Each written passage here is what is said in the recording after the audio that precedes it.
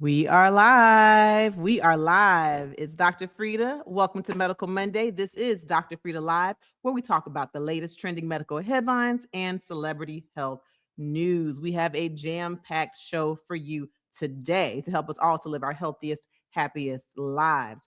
First, yes, thank you for joining us here on Monday. I have a very special show for you that I'll tell you about that's airing on this Wednesday, February 25th at 6 p.m. Eastern Standard Time right here on the Dr. Frita channel. Go ahead, mark your calendars. I'll tell you more about it. So, as far as our topics, we'll start off with our weekly dose, where I give you a fresh take on the medical headlines you simply can't get anywhere else. We'll talk about Bethany Frankel. Y'all know Bethany. She's a bit controversial. She was the breakout star from the original Real Housewives of New York. Yes, she is an OG. And she shared that she has CKD now, chronic kidney disease. I let you know when she initially had it. I did some short form content, but now she came back to share her follow up appointment, and her kidney disease has actually gotten worse. And so we'll talk about CKD, we'll talk about Bethany and how you can apply it to your lives and to your loved ones' lives. And then we will honor Reverend Jesse Jackson. We lost him at the age of 84. Originally, he was diagnosed with Parkinson's disease, but then they corrected the diagnosis to something called progressive supranuclear palsy. We'll discuss the difference and how you can know if you or a loved one has it. Okay, we'll talk about some of the warning signs as we honor the memory of Reverend Jesse Jackson. Next, we'll talk about hair extensions. I am not my hair. Listen, do you know that there was a study that showed that there are some cancer causing agents found in a lot of hair extensions, hair weaves? And so we'll talk about the dangers potentially of hair extensions. Is your hair weave hiding cancer causing agents? Oh my, we'll talk about it. And then we'll get into my favorite little game, myth versus fact. You know, we lost Eric Dane, Grey's Anatomy's Eric Dane, to ALS. And so we'll talk about some myth versus fact when it comes to this neurological disorder. After that game, we'll get into a second dose, okay? Your second weekly dose. And we'll talk about Ray J. Do you have love for Ray J? He's been hot in the headlines for his health. He shared that he had some heart problems where his heart was working at 25%. And so, of course, I've shared with you what congestive heart failure is. But now, while he was doing a Valentine's concert, reportedly, he had bloody eyes. Yes, his eyes were bleeding. So we'll talk about bleeding eyes, heart disease. Is he really having health issues, or are these theatrics? Either way, we're going to take this opportunity to learn. And then we'll talk about America's Next Top Model. I know that's been all over your timeline. It's been on mine. Tyra Banks, Miss J, Mr. J, Nigel, the models. Well, Miss J Alexander, had a stroke. Miss J, you'll recall, was the walking coach for America's Next Top Model, but that stroke left him unable to walk. And so we'll talk about his stroke. So make sure you go ahead, give us a like, give us a subscribe. I'm about to give you some evidence-based medical information. Let's get this thing started. This is Dr. Frita Live.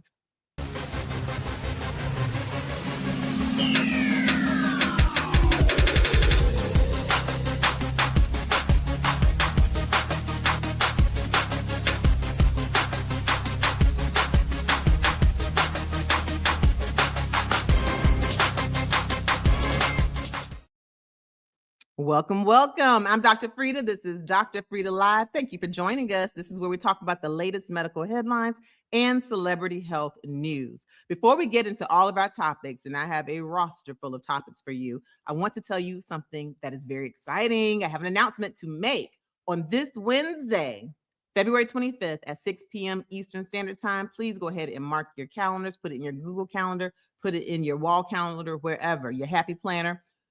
February 25th, Wednesday at 6 p.m. Eastern Standard Time, we're doing a special Dr. Frita Live for American Heart Month, because yes, this is still Heart Month. We're talking about blood pressure, birth, bias, how your gums might be talking to your heart, and the future of the American health. We've got some very special guests. Oh, yes, you're going to love our guests. I'll tell you more about it throughout the show, but make sure you go ahead and mark your calendar now. This Wednesday, February 25th, 6 p.m. Eastern Standard Time, right here on the Dr. Frita channel. And please go ahead and give us a subscribe and hit the notification bell if you haven't. Now, let's get into our weekly dose for this show. You know I'm not doing it alone. To my co-host and my office manager, Miss Shadora, please come to the front of the stage. How you Hey, doing? good, Dr. Frita, how are you? Excellent, excellent. Please go ahead and show the good people that thumbnail that we have for our upcoming show on Wednesday. So when you see that, make sure you go ahead and mark it, share it with your friends, because I'm telling you, we're putting on a great show that can save a life. And if you're looking, you'll see who some of our expert guests are going to be. I'll tell you more about them as the show progresses. Meanwhile, Shador, how are you doing? Doing pretty good, Dr. Frita. How about yourself? Good, good, good. Did you have a good weekend? Had a busy weekend preparing You had for, a a busy little something weekend. I we have do in know that. store. We have something coming up in store, so I was, preparing for that. Excellent, Busy, excellent. I love busy. your hair. Oh, thank you. See, oh, I love your hair. That is so good. And we'll talk about people who have hair to wear. You don't have any hair to wear. Oh, wow. I actually don't have any hair to wear right now. No hair extensions, but we'll talk about it. Are your hair extensions hiding chemicals that could cause cancer? We'll get into that in just a little bit. My weekend was very laid back. Oh my goodness. Do you know, I did a lot of things around the house. I posted some content with you all see that. Make sure you follow me on all social media platforms. And I did some binge watching. I definitely watched Reality Check with Tyra Banks, Miss J, and we'll talk about how Miss J had a stroke. And I watched 1,000 Pound Roommates. Have you ever heard of that? It's a reality show. Two young black females who combined weigh 1,000 pounds. One weighed 630 pounds, one weighed 430 pounds initially. And I was amazed because when you watch the show, you're not looking at just two spectacles, people living with obesity. Oh my gosh, why aren't they more disciplined? It's not that at all. You find out a lot of emotional trauma that they've both sustained, and it's led them to a food addiction. And when I say that, I'm not trying to say that people have zero accountability, but y'all know to get to 630 pounds, that's not just run of the mill having a little bit of, loss of control or having a little bit of extra snacks. That's something deep and it's something serious. And I actually think that the show does a good job of handling it and stressing the health portion, not in a shameful way, but literally doing life expectancy calculators and talking about how the body really can't sustain that much weight. The heart cannot sustain that much weight. And so I sat there and binge watched and folded clothes, and I don't know. I had a relaxing weekend. I like had no meetings. It was nice. No meetings, no speaking. Well, every now and then you need those weekends. But anyway, let's see who is here from the med heads. Who are my good med heads? Who was the first one in the chat, Shador? First in the chat, no other than Purple Onion. Hi, Purple Onion. Welcome back. Okay, I hope you got your brain ready to go because we have our myth versus fact game plus the other questions I'll be asking you. Yeah, and All Dr. right. Frita, shout out, we have a new member just joined us. Hey, welcome, welcome. This Now is who's Jim. Jim? Gemma. Jimma. Okay. Let us know if we're pronouncing it right. Is it Jima or Jimma? Either way, we welcome you to being a part of the membership. And I'm definitely going to be posting some new members content today. So just keep an eye out for that. I do members only videos that you will see exclusively. And then if you are at a certain tier, we have our live Q&A, and we have our live Q&A today for our chief resident members. That's where after this live, immediately following the live, please come to the fellowship hall. Just click the link in the description to make sure you know where to go. And just ask me questions. For those of you who are new to our channel, this is the Dr. Frita channel. I am Dr. Frita. I am an MD. I'm a medical doctor, and I have been quadruple board certified. I am a board certified nephrologist, meaning I'm board certified in kidneys, okay? Those lovely organs. I'm a board certified kidney doctor and high blood pressure doctor. I am also board certified in internal medicine. I am board certified in obesity medicine, which is why I really found that 1,000 Pound Roommates particularly of interest. And after I completed my Med Peds dual residency at Georgetown University Hospital School of Medicine, I became board certified in pediatrics. And so I love to learn. I love to read. I read medical journals and articles every single day. And more importantly, I love to share my knowledge with you. And so after today's live, in our members only live Q&A, you get a chance to just ask me whatever questions about your health conditions. Heck, ask about your husband, your cousin, your mama. That's what y'all do, and that's what you're welcome to do. Okay, just take advantage because I love to share my knowledge. Okay, All right. So if you're not a member, it's not too late. You can go ahead and join, and I'll see you if you're a chief resident right after. And for everyone else, don't worry. I'm keeping all of the members only videos flowing. So I thank you for joining Jima. All right. So let's get this thing rolling, Shador. Bethany Frankel. Bethany Frankel. Put an NYC, New York City, if you ever watched Real Housewives of New York. Okay. I definitely used to watch it. And I'll tell you, Bethany was a fan favorite. And, after she left, there's been different controversies. She had the reality reckoning where she really called out Andy Cohen of Bravo for ways that, in her opinion, ways that they exploited the talent. They use the memes, they have the shows all over the world, literally, but the ladies don't get residuals, at least at that time, according to Bethany. There's a clause that they would sign that if you had something that you were promoting on the show, that they would get a certain percentage of your hard earned work. So she really talks about some of the exploitation. Although, admittedly, we would not have known Bethany, probably would not have known her had it not been for Real Housewives of New York. But it sounds like they definitely did get some benefits from her and from a lot of the ladies. And then right after Super Bowl, she put a little something up there about Bad Bunny, but let me tell you, she had the good sense to snatch it back off and backpedal and boop, boop, boop. So that's Bethany. But one thing that you can't deny, she's a business mogul. She's very bright. She's a shrewd businesswoman. And what I actually like is that she's very transparent, even when it comes to her health.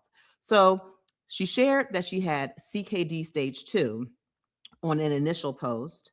And then she came back after her follow-up visit to her kidney doctor, and her kidneys have actually gotten worse. I wasn't expecting that. So let's play that clip. And what I want you to do for me in the chat, please, I want you to, gosh, do they have any kidney emojis? I don't know. Give me an orange heart. That's one of the kidney colors, an orange heart, and tell me what you think some of the potential causes of chronic kidney disease are. What are some causes of CKD?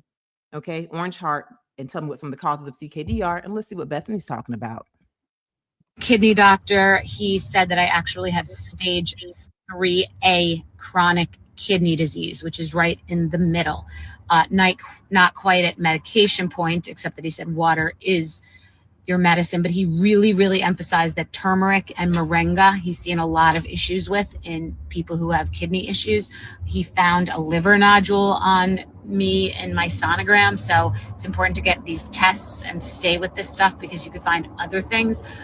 He really emphasized with Big Wellness that all the different supplements, whether it's for your health or for some health benefit or a call out, that people are just running to do everything, and that you have to make sure that your doctor knows about it, because some things can affect different parts of your body on different people differently. It's not really a one size fits all model. He said moringa and turmeric, yes, is not good for the kidney in a one size fits all model, but all of the other supplements that everyone is being pushed and sold affect people differently. So he said that my kidneys have had some damage because presumably my big anaphylactic allergy episode years ago, but it's not quite from medication. I'm not going to be quite alarmed yet, and we'll keep drinking water. He said it's the most important thing. Okay. So I'm really sorry that Bethany is going through that.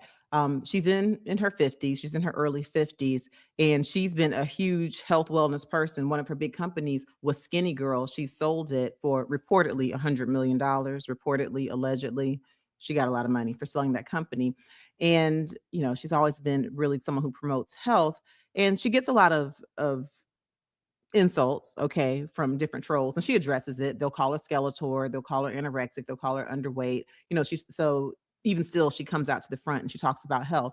And so, as y'all are putting the possible causes of CKD in there, let's just talk about Bethany. We'll talk about the CKD stages. One thing I do want to address: she talked about how some of these supplements could be damaging her kidneys, and she mentioned turmeric, she mentioned moringa.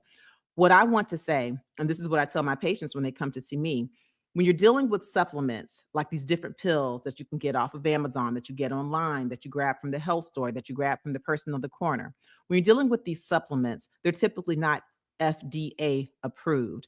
And so for the people who are making the supplements, the manufacturers, that means that they can put in these proprietary blends, these secret blends, and we really don't know what's in them. Okay. And so when I have patients come to me and say, hey, what do you think about these turmeric supplements? I'll tell them, now, if you're talking about going to the farmer's market and getting that turmeric, the root, the fresh turmeric, and you're eating that or you're putting that in your smoothies, I know that that is anti-inflammatory, that is natural, that is directly from the earth. But if you're bringing me a turmeric pill, I don't know what preservatives are in there. I don't know what emulsifiers are in there. I don't know what colors are in there, what dyes are in there. Even when it says organic or natural, it's not FDA approved. And so, believe it or not, people are not always honest. Manufacturers and businesses are not always honest. And so, I definitely agree with Bethany.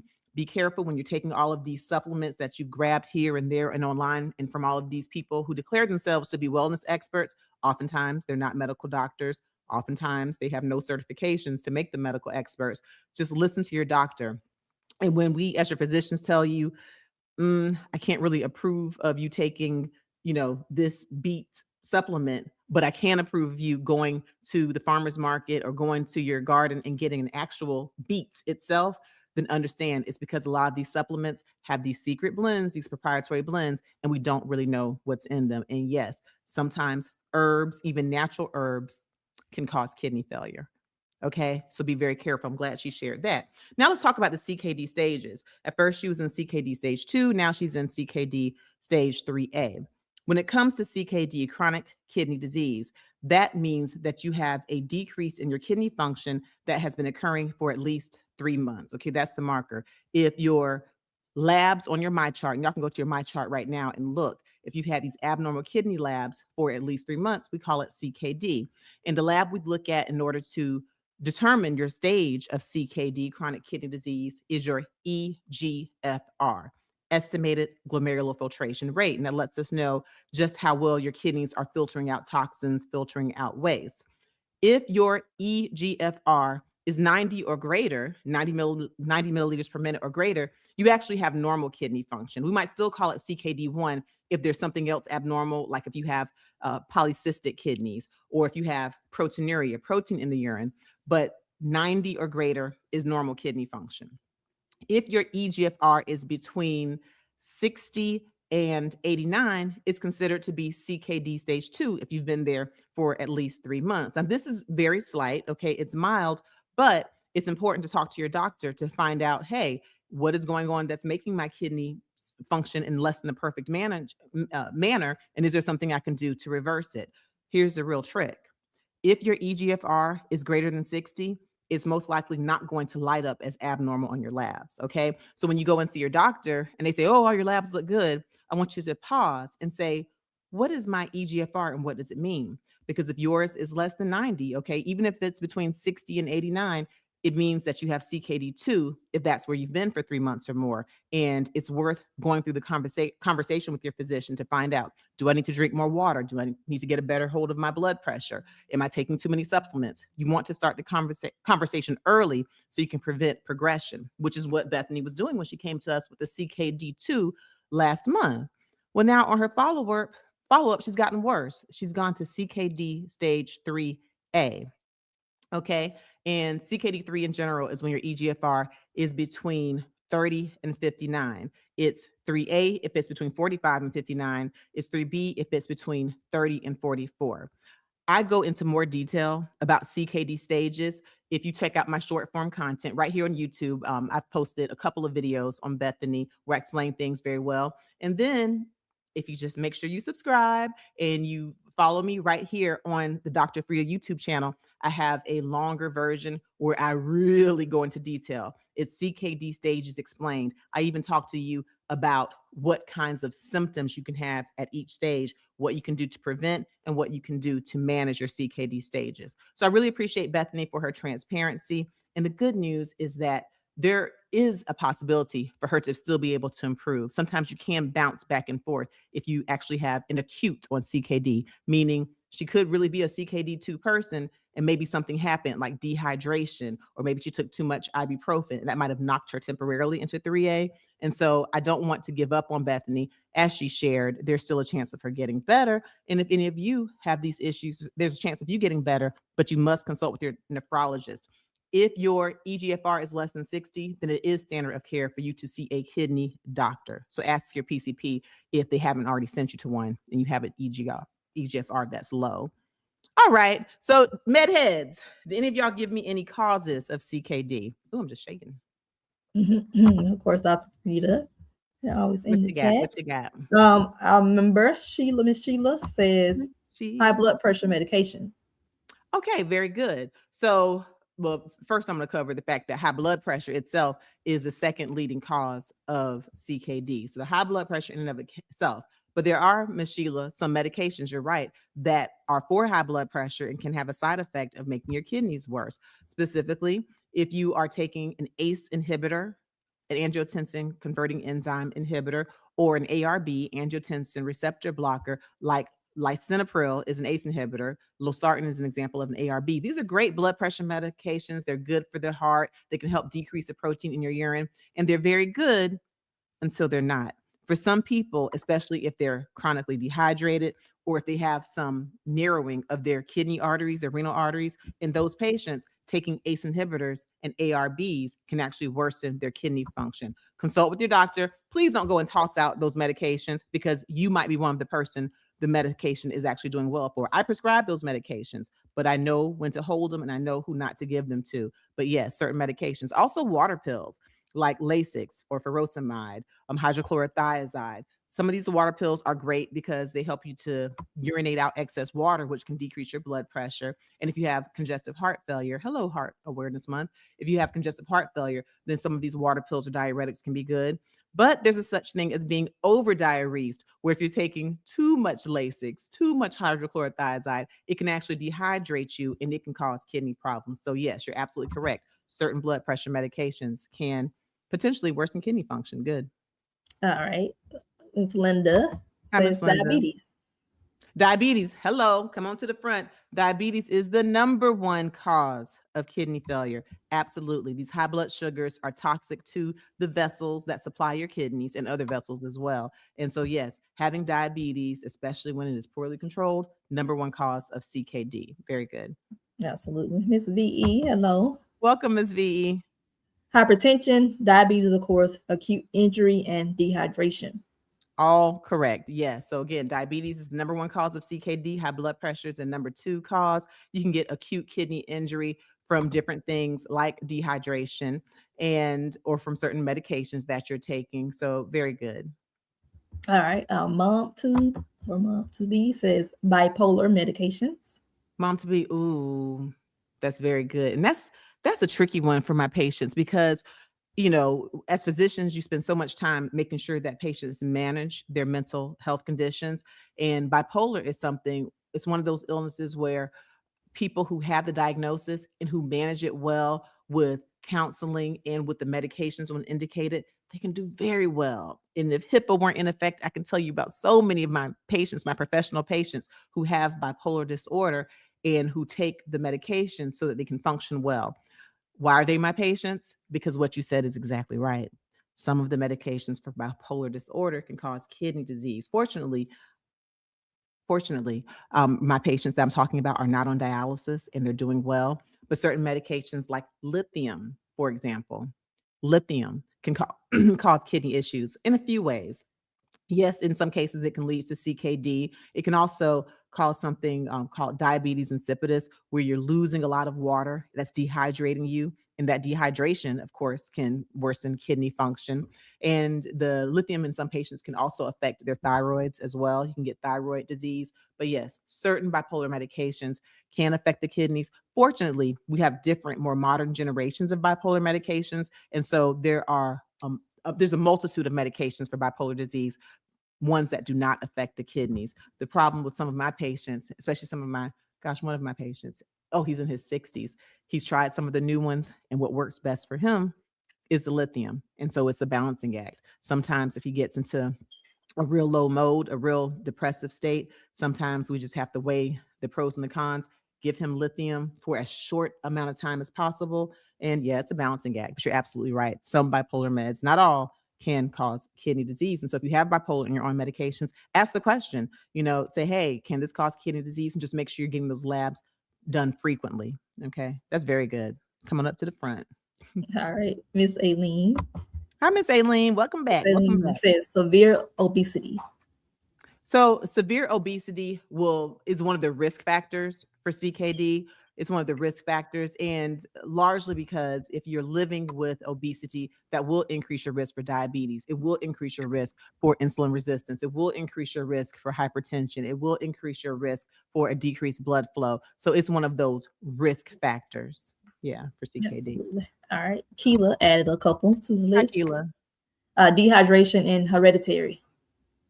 True and true. So yes, dehydration. And you know what, Keela, a lot of people don't even realize it, that something as simple as not drinking enough water can lead to kidney disease. If your kidneys are dehydrated, okay, if you're not getting enough water, it can cause pre-renal azotemia, which will cause your eGFR to go down, okay, cause you to have worsened kidney function. And if you have severe chronic dehydration, do you know you might actually end up on dialysis? I've had to dialyze patients for severe dehydration. A lot of times it will happen in my nursing home patients, especially if they're living with a bit of dementia and they don't always recognize their thirst, or if they're thirsty and they say they're thirsty, if they're not really being listened to and they're not in control of going, to the kitchen and getting their water, like if they're in a nursing home. I've had patients with severe enough dehydration where, yes, we're hydrating them, but by then their electrolytes are so off balance, I've had to literally dialyze them. Okay. So dehydration is a big one. And Bethany mentioned that in her video that, at least in that first video, that she carries around a bottle of water and she doesn't always drink it.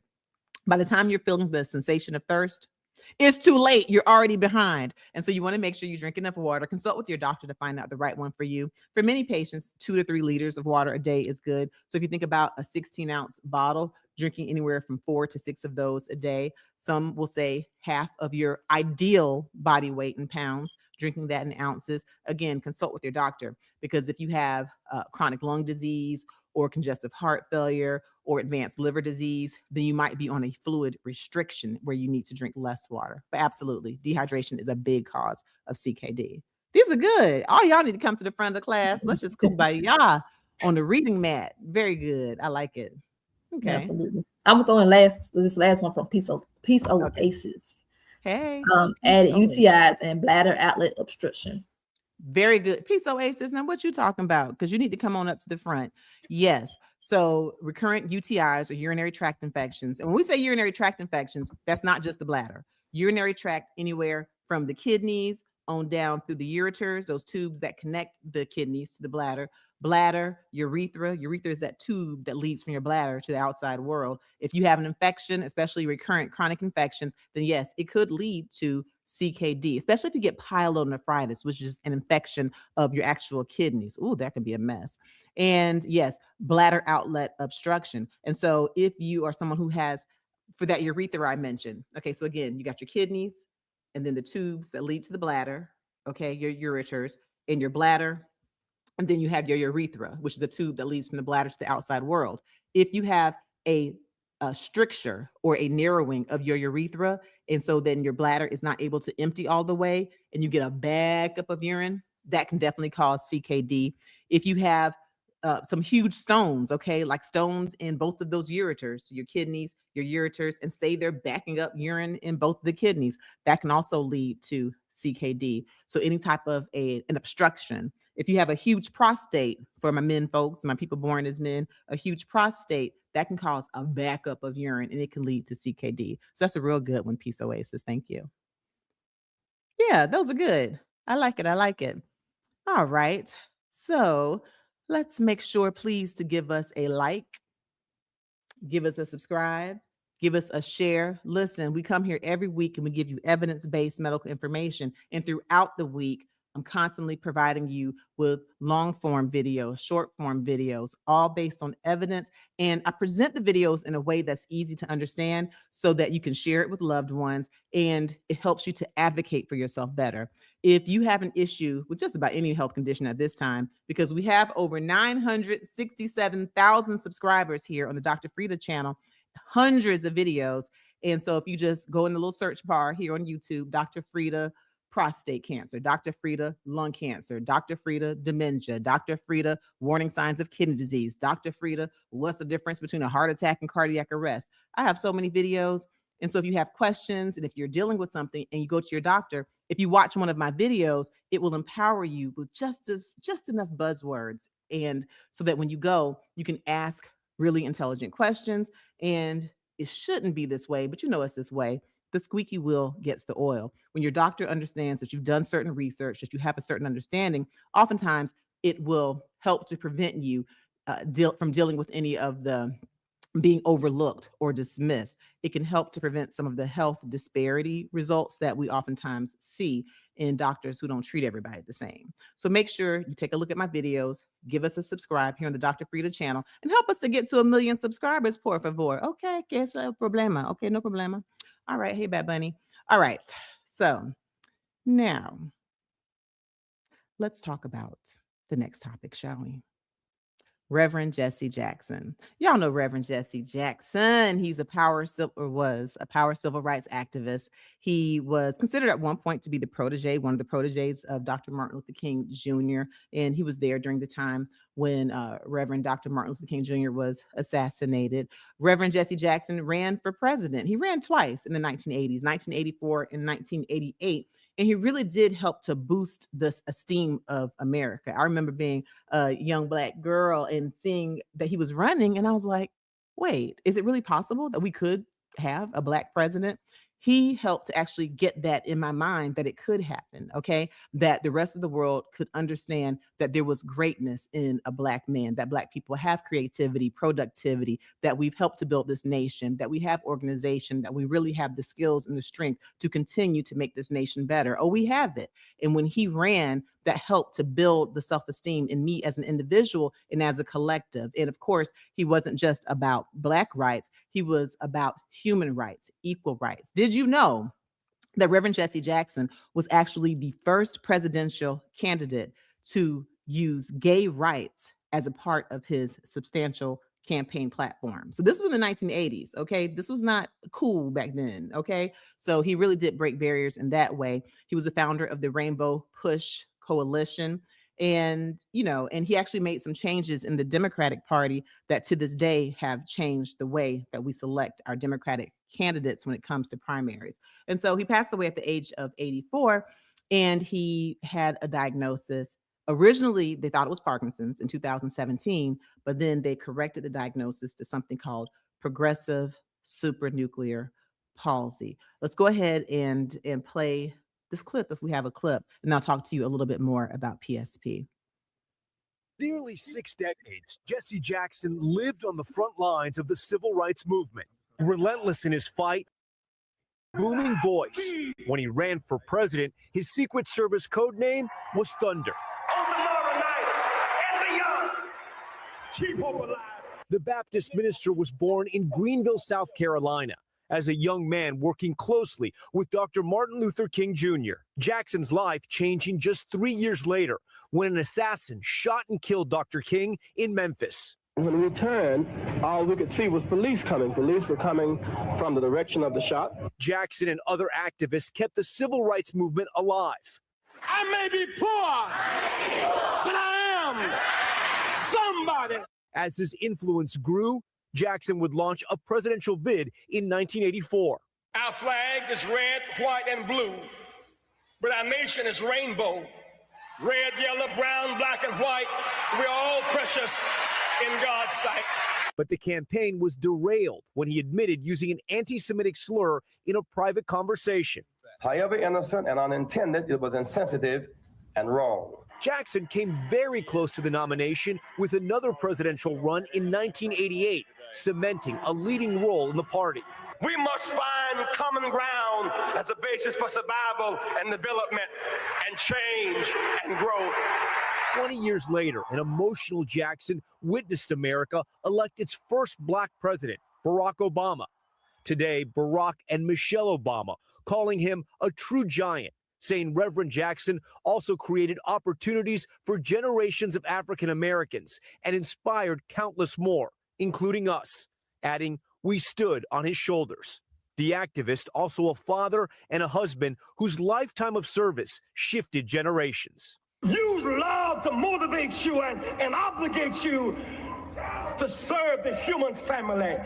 Young America, dream. We thank you for watching. Reverend Jesse Jackson.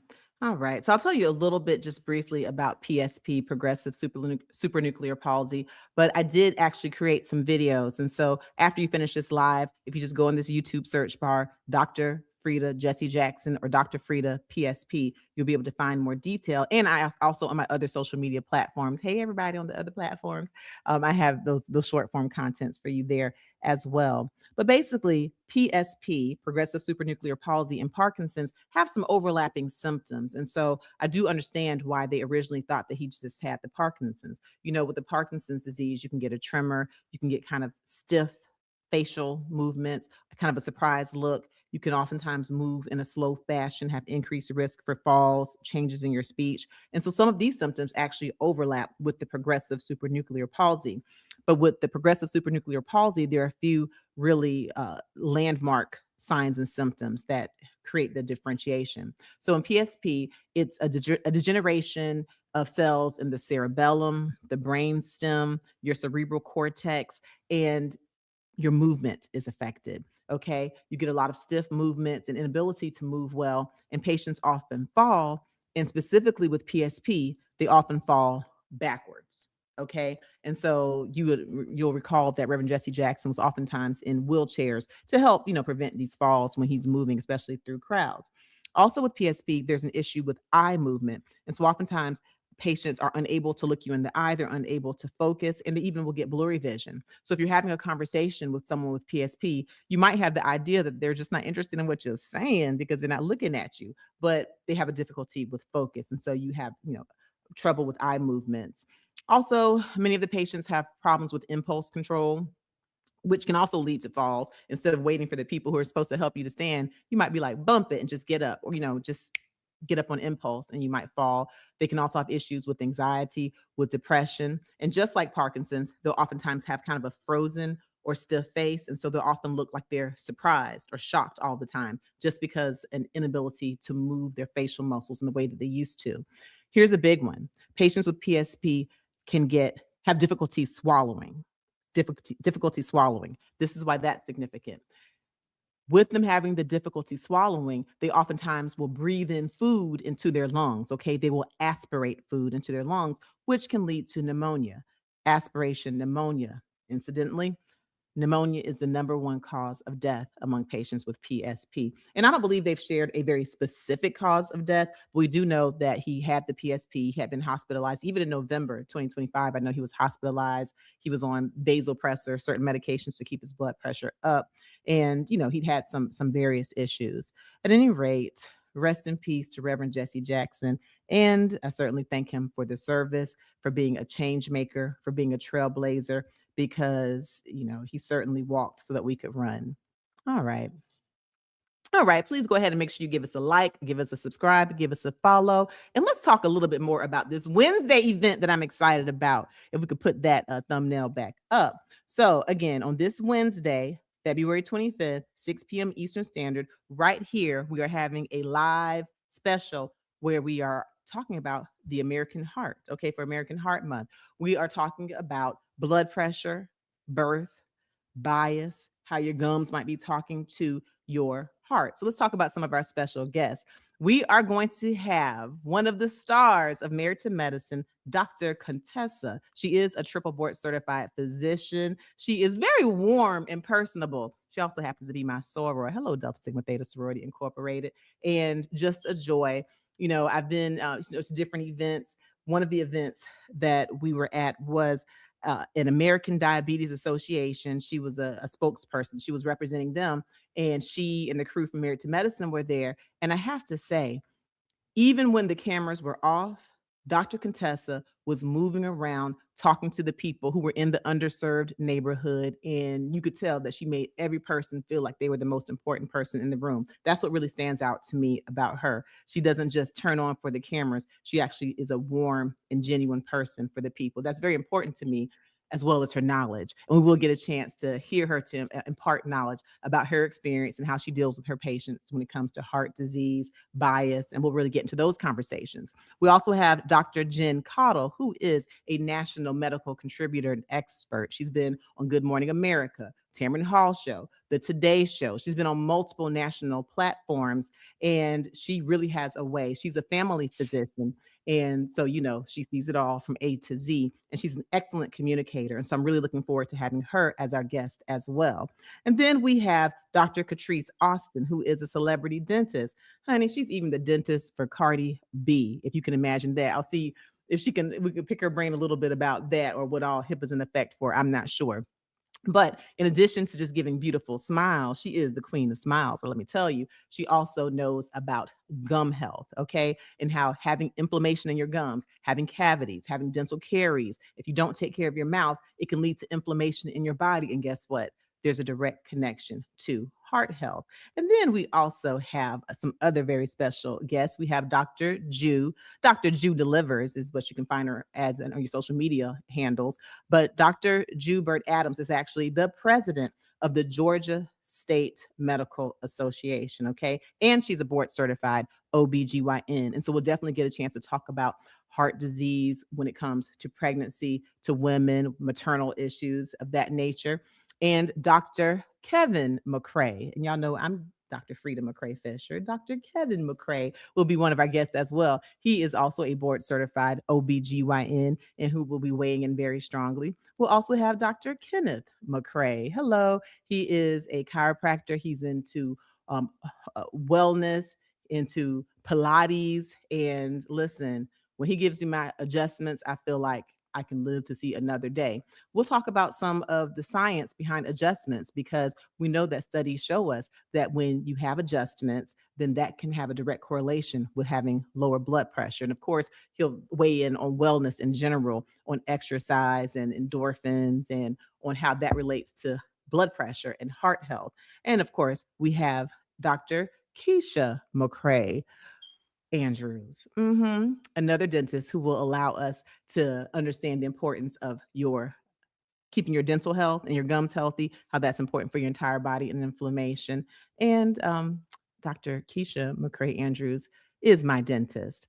But don't worry about all those McCraes. We'll talk about that. What I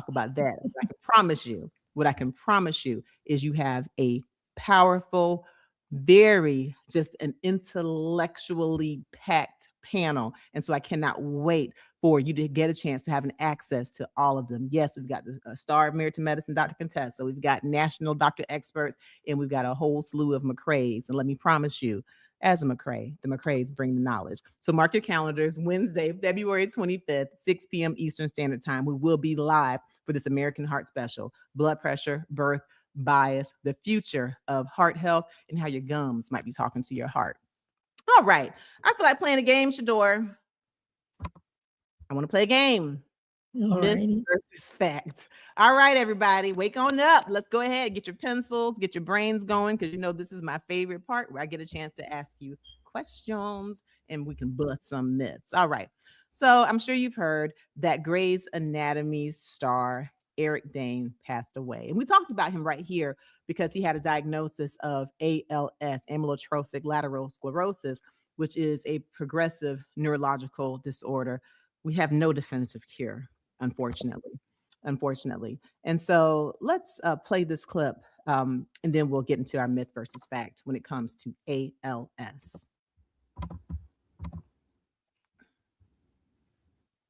Eric Dane, the heartthrob star of Grey's Anatomy, will forever be a Dr. McSteamy. This is awkward. He would play the role of Dr. Mark Sloan for 6 seasons, 145 episodes. But more recently, it was the HBO series Euphoria that introduced him to a new generation. Not my biggest regret.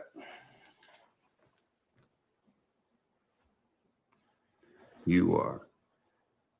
It was spring of last year when Dane announced he'd been diagnosed with ALS, also known as Lou Gehrig's disease. He opened up to Diane Sawyer. Yeah, my left side is functioning.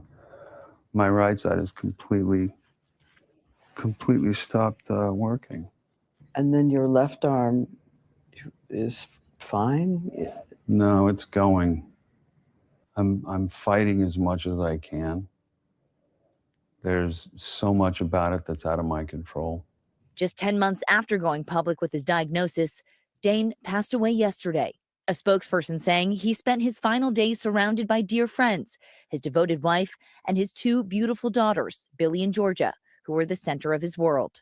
My father was taken from me when I was young, and now, there's a very good chance I'm going to be taken from my girls while they're very young. I mean, I really, at the end of the day, just all I want to do is spend time with my family and work a little bit if I can. Ooh, that makes me sad. He was only 53 years old. All right.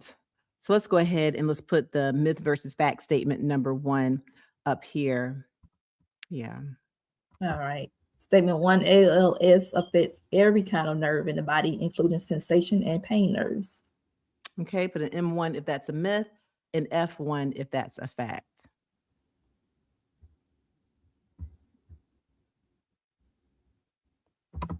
All right, myth versus fact statement number 2. ALS and Lou Gehrig's disease are 2 different conditions. Put an M2 if that's a myth, and F2 if that's a fact.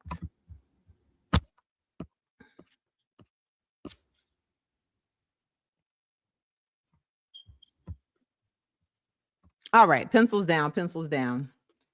All right, do we have any takers? Of course. Of course, all right. All right, statement 1, ALS affects every kind of nerve in the body, including sensation and pain nerves. Okay, who said what? We have KK. KK. Says a fact.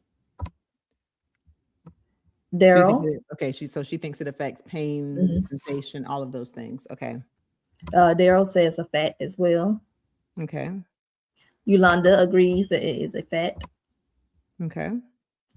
Anton agrees. Okay. I remember Ms. Rachel says it is a fact. Okay.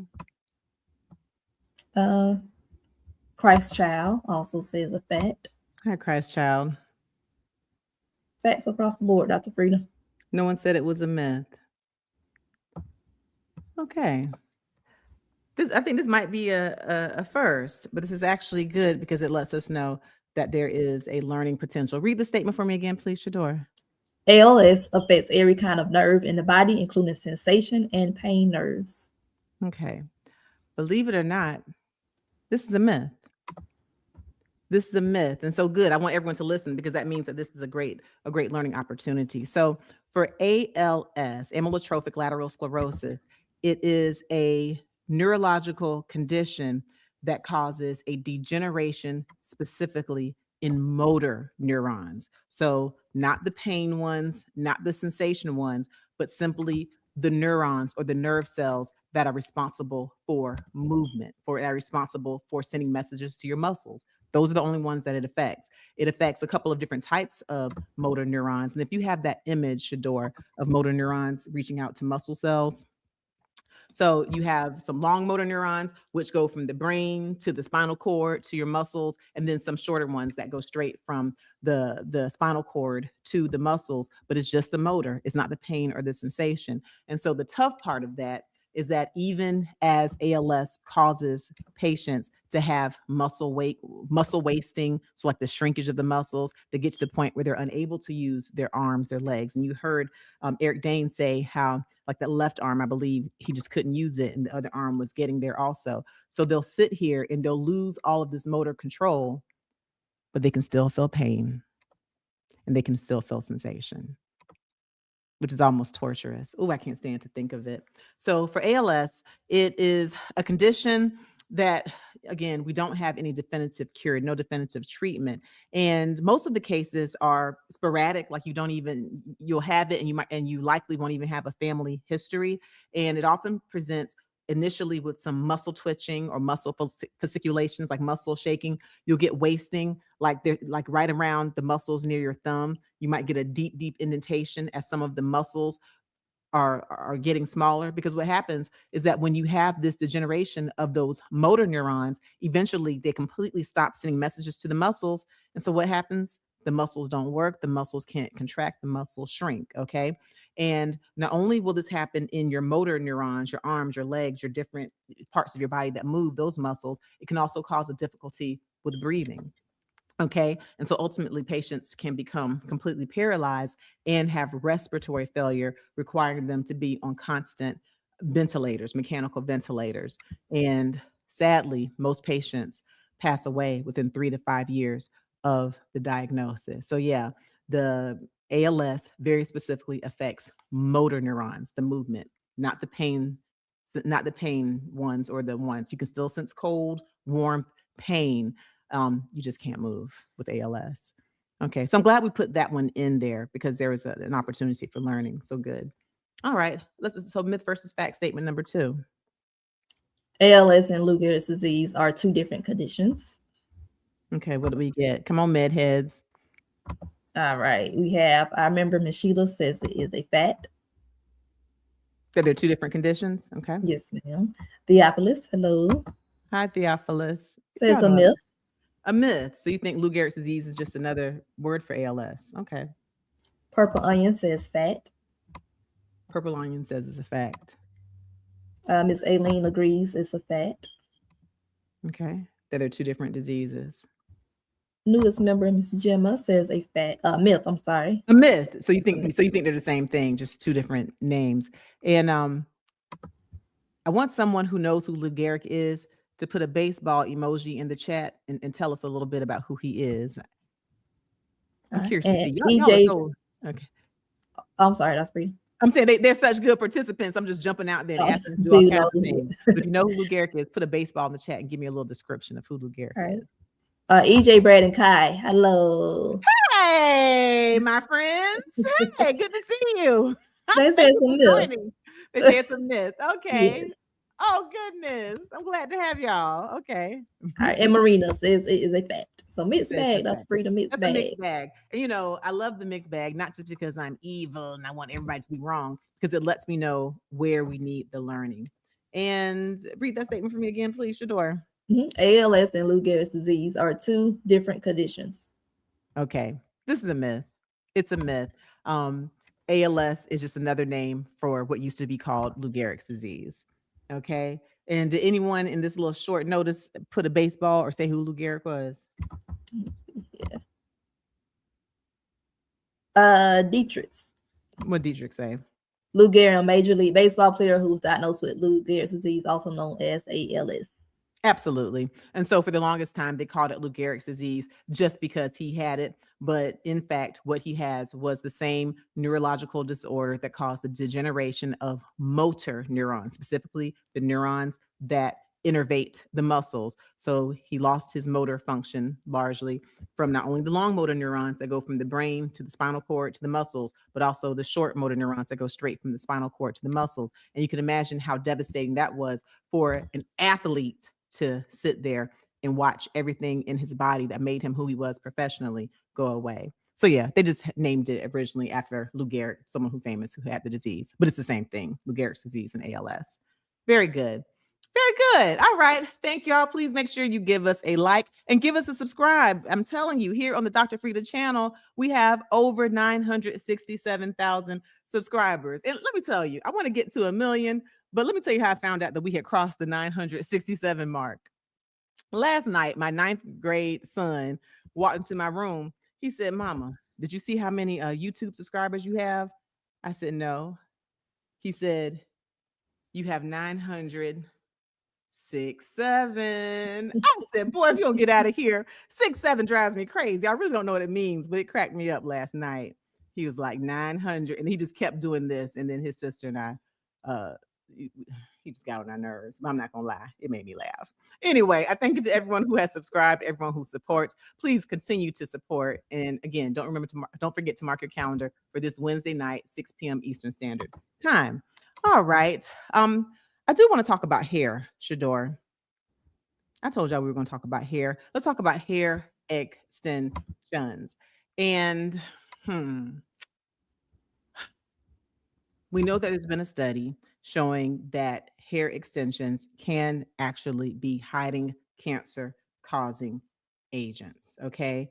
hair extensions, also known as hair weave. And y'all know that a whole lot of people wear hair extensions of all cultures.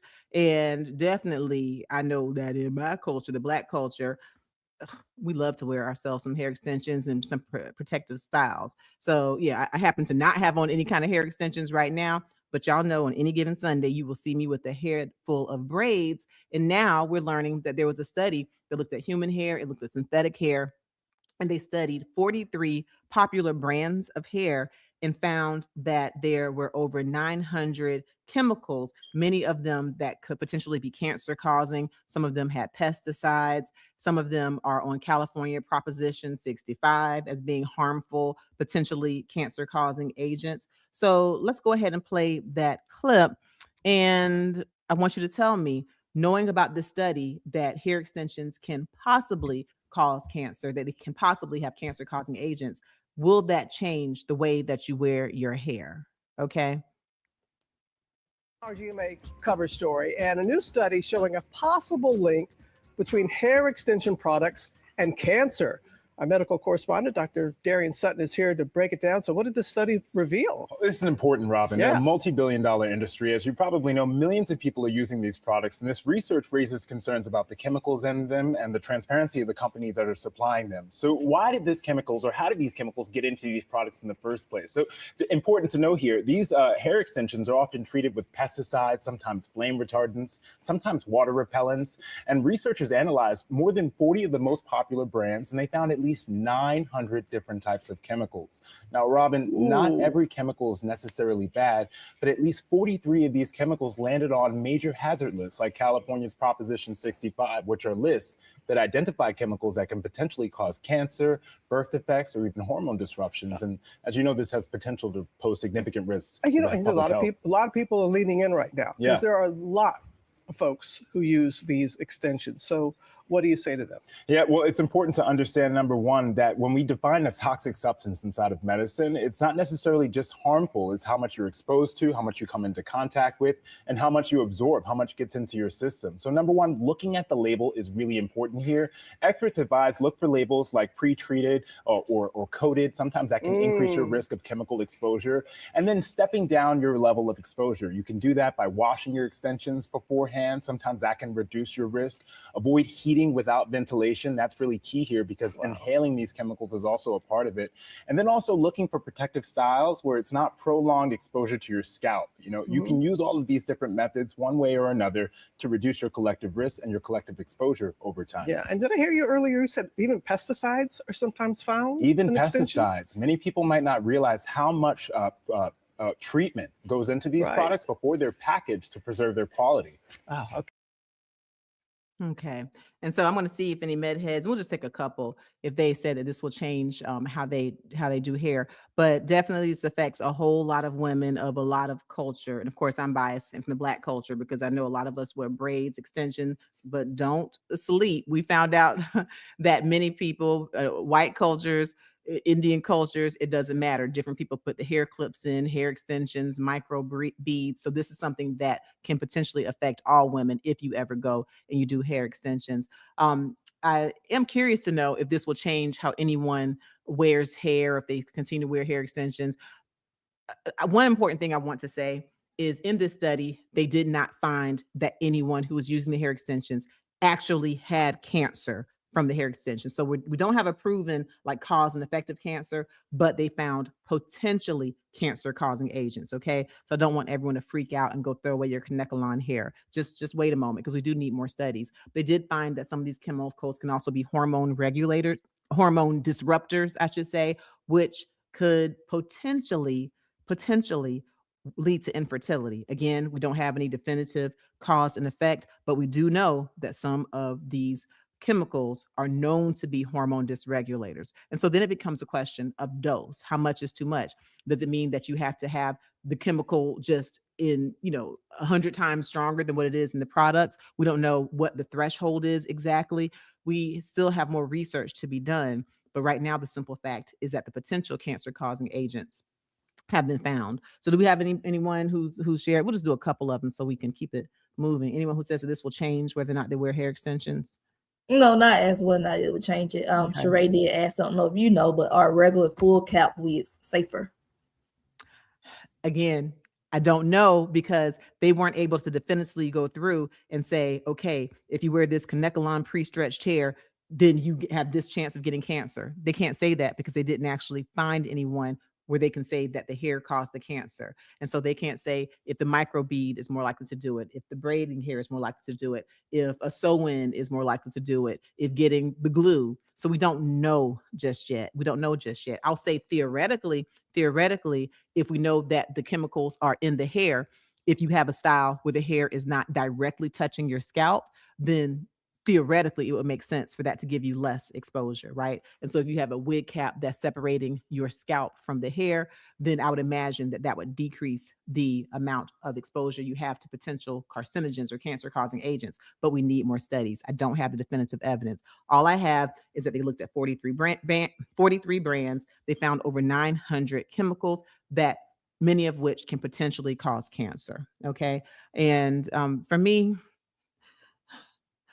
I'm definitely going to keep wearing my braids. There are some adjustments that I make. I probably will be wearing my own hair for a while longer just because, I mean, I've seen that study before, but that's kind of, I was planning on getting my hair done a certain kind of way, but I think I'm just going to hold on to my own hair for a little while here.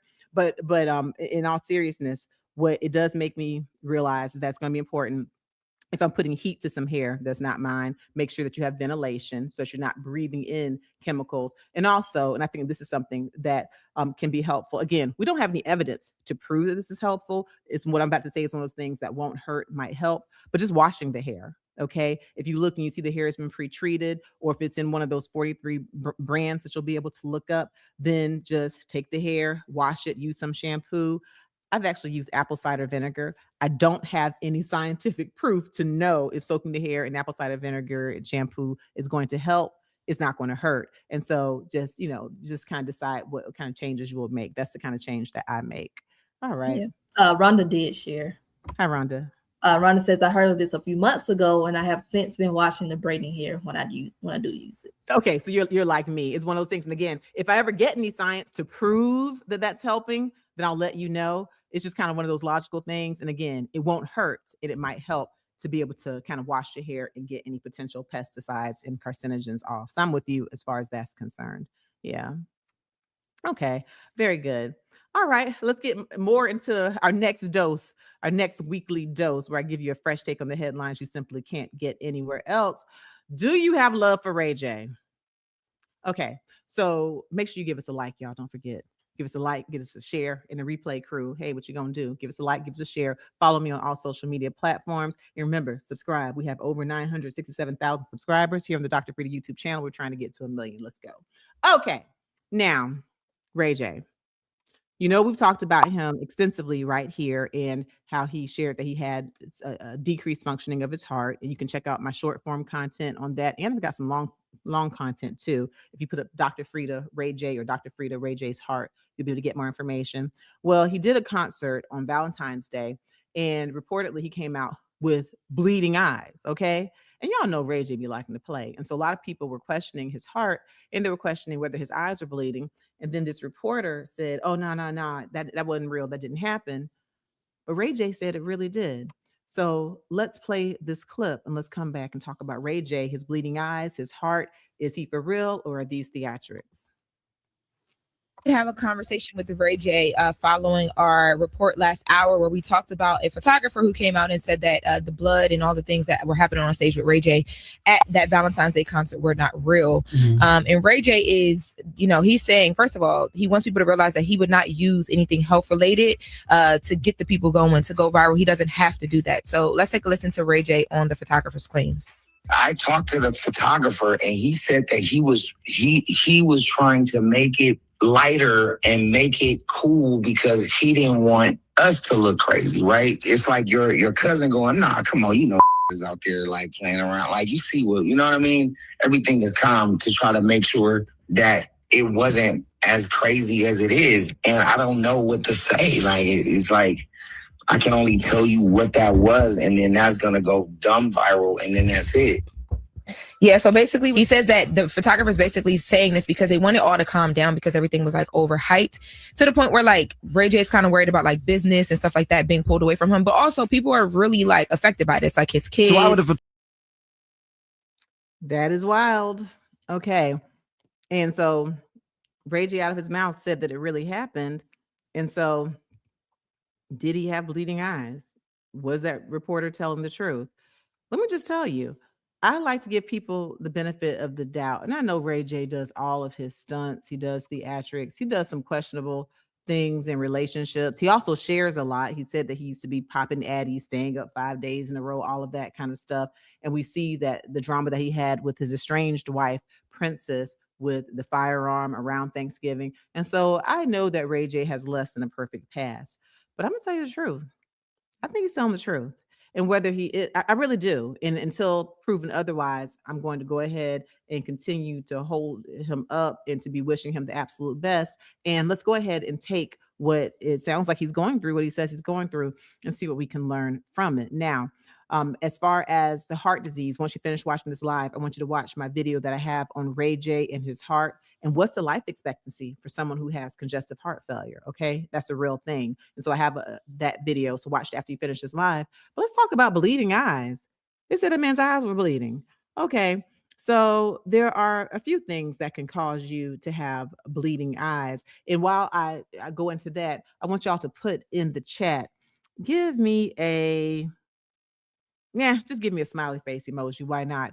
And tell me where you go to get your medical information, or how do you make a decision or whether you believe something or not that's online. What do you do in order to make sure you're getting proper medical information and that you're not just being gaslit and given things that don't work? What do you do?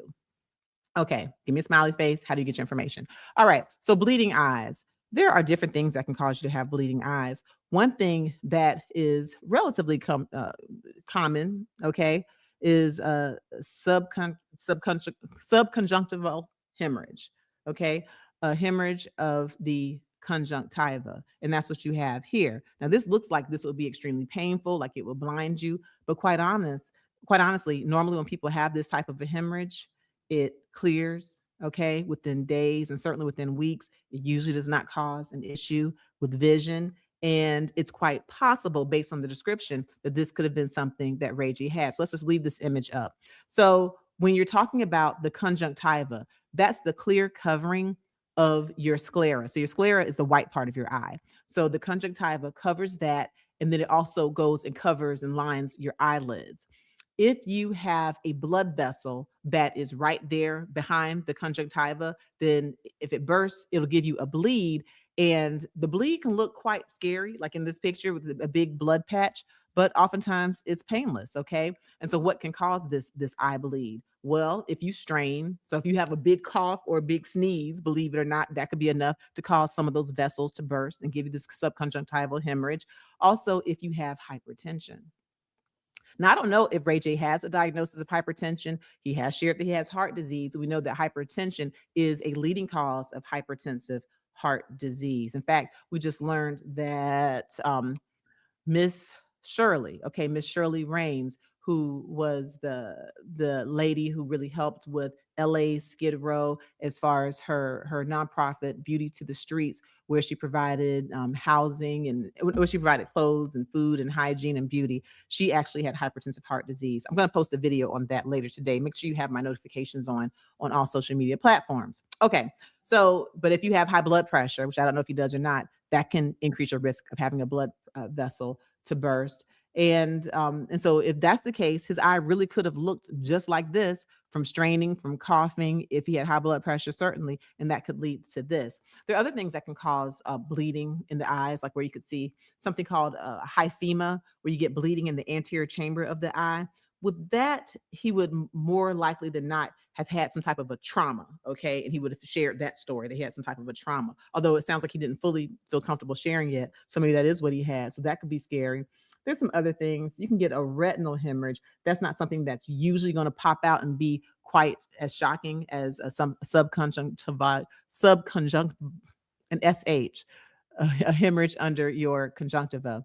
So, but if you have like diabetes, for example, you can get a retinal hemorrhage. You can bleed into the eye. So different things that can cause it. Also, severe infections can do it. I'm going to go ahead and assume he doesn't have a severe infection, but it certainly, if you have some different eye infections, you can get that kind of a subconjunctival hemorrhage. Gosh,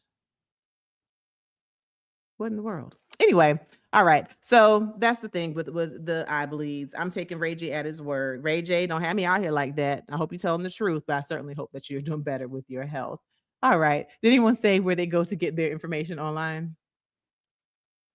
Yes, a couple people chimed in. Angela says WebMD, especially for herbal supplements. Okay. Yolanda gets some information from her eye doctor, NIH or WebMD. Okay. Missy Garrett on Facebook. Hey, Missy. Okay. You definitely want to be Google on Facebook, because you're getting it from just different people who are jumping Well, out no, there. Missy says she get it from Google, but can you really trust that? So much information out here, you have to try to figure out what's true. Books would probably be the best choice. Okay. And it is tricky because at least before this administration, I would have told you just go to cdc.gov, but now we know there have been different changes in CDC. I would have told you just go to FDA. So far, NIH still looks like it's pretty good, although this administration has cut back some of the funding from NIH.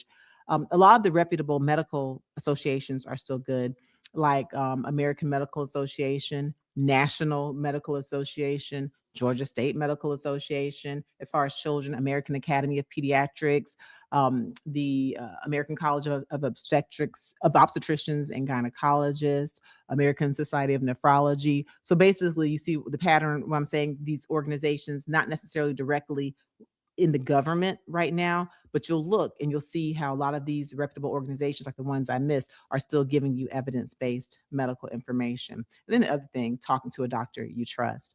But yeah, it gets a little tricky and a little scary because you learn that people will have things online and on TikTok, well, I shouldn't say it, but anyway, on certain shops where they're selling you things and promising you longevity, and they're not FDA approved. You don't know what's in them, and they could just be selling you a bunch of nothing. And so it gets a little scary. So you definitely want to talk to reputable sources like the ones I mentioned, and also your physician, a physician you trust.